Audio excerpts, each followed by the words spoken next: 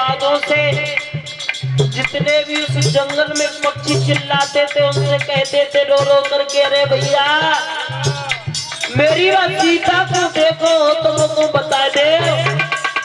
जो भी हिरण दिखता है तो उससे कहते भैया मेरी सीता को तो बता दे, अगर जो देख लिए हो तो। और क्या कह रहे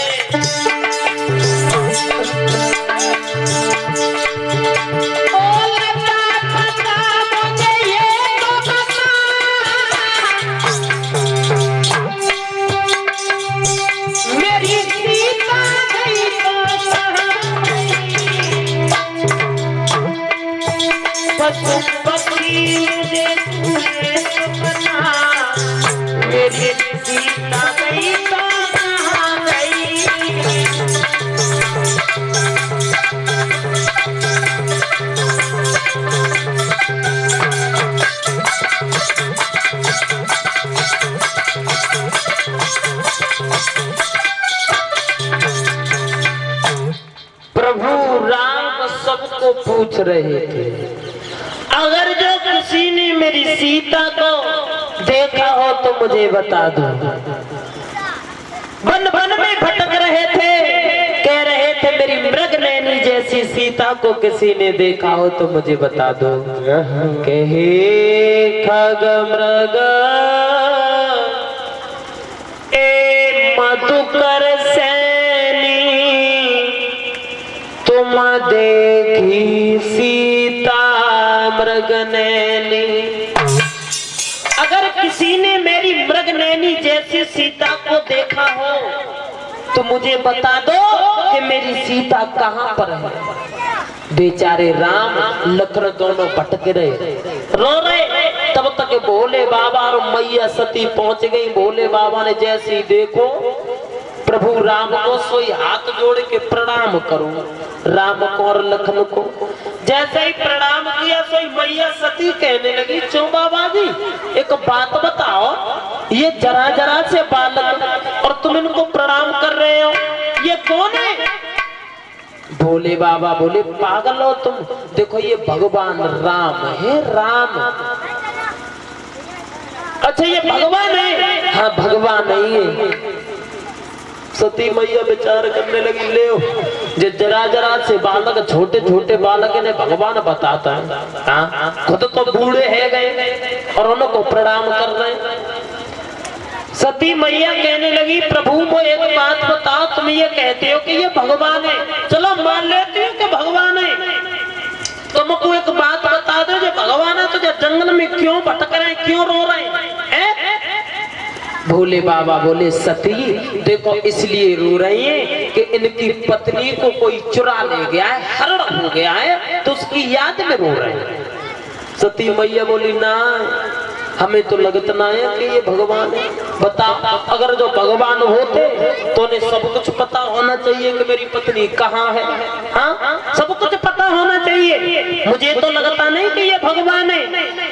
भोले बाबा बोले, पगली ने सब कुछ पता है कि मेरी सीता को कौन ले गया है, कहाँ है, लेकिन सुने ये दुनिया वालों को अपनी लीला दिखा रहे हैं कि जब कलयुग आएगा तो कोई भी पति अपनी पत्नी से इतना संबंध नहीं रखेगा, इतना प्रेम नहीं रखेगा, तो इसलिए लीला दिखा रहे कि जैसे मैं रो रहा हूँ वैसे ही पत्नी की वेदना में रोए, तो कलयुग में पति पत्नी में प्रेम चलेगा, अन्यथा नहीं चलेगा। सती मैया बोली, ना बाबा जी हमको तो लगता ना है कि जो भगवान अरे रूठ गए क्यों हमसे, अरे बाबा अखियां खोलवाना।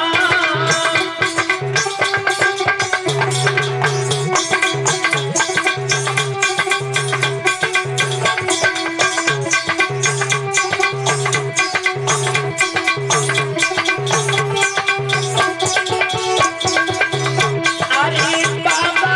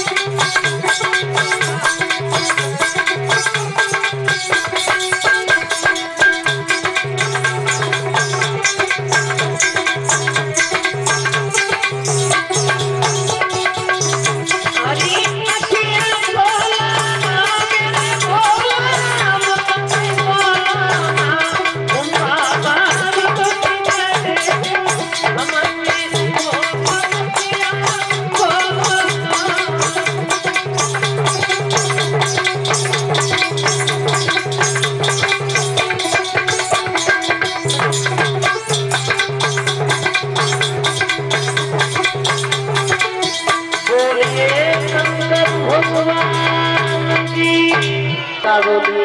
क्या बोली?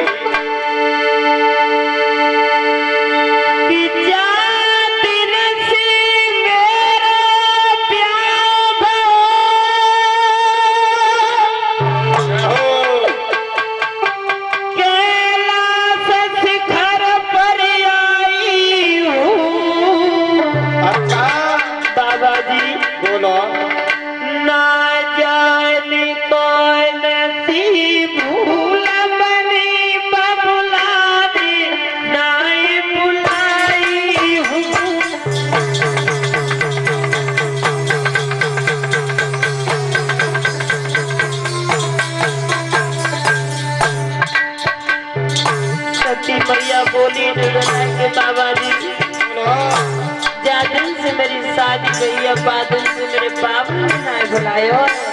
और सुनो ना कहा बोली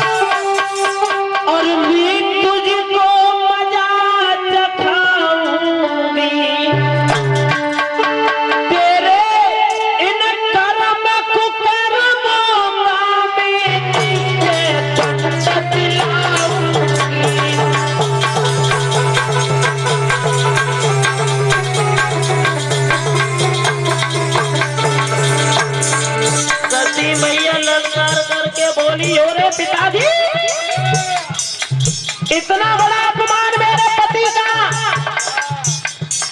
अरे हमें नहीं पता थी। अंगूठे से अग्नि को प्रज्वलित कर लिया मैया सती ने, सारा शरीर जलने लगा। अपने पिता से कहने लगी जैसा कर्म कर रहा है वैसा दंड दिलाऊंगी मैं तुझे।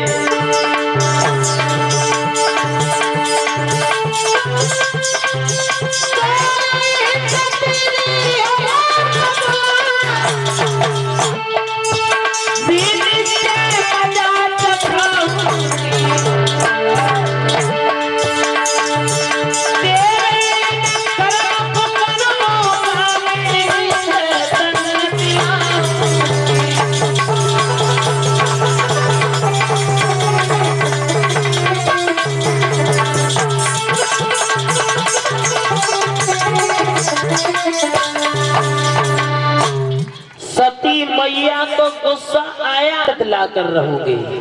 सारे शरीर को जलाने लगी मैया सती।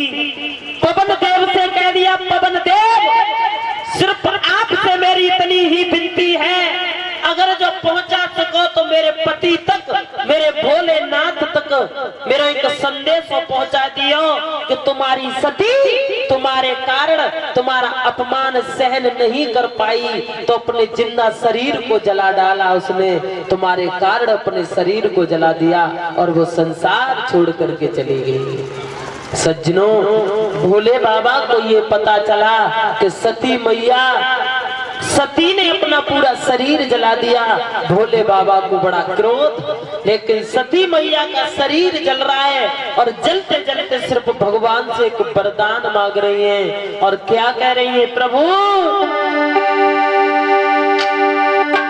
कि सती मरता और प्रभु से वर मांगा।